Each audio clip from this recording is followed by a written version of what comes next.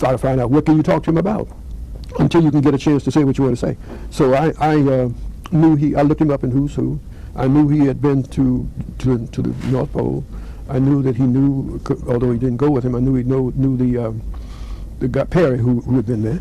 And there was a black guy who went there, Matthew Henson. So I had a New York office, and my New York office looked up Matthew Henson, who was living in retirement in New York. We found out that he had written a book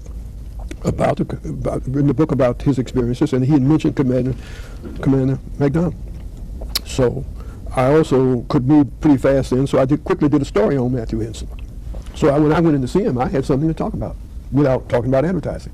So, but he wanted to talk to me. I found that people get nervous too. He wanted to figure out what I'm going to talk to this guy about. So he had some snowshoes in his office in August. So when I walked in, he said, "Young man, you see those snowshoes there?" I said, "Yeah." He said, "They were given to me by Matthew Henson. He's black, but he's better than any two white men I know. What do you think about that?" I said, "I think that's great, Commander." He said, "You know, I understand that Matt wrote some kind of book. Have you read about it?" I said, "Oh, yes. I just happen to have an autographed copy to you, Commander." And he said, yeah, that's nice. He said, if you had any kind of magazine about black people, seems to me you would have done a story on Matt." I said, "It just happens that we have, Commander." So he took the magazine, he thumbed through it.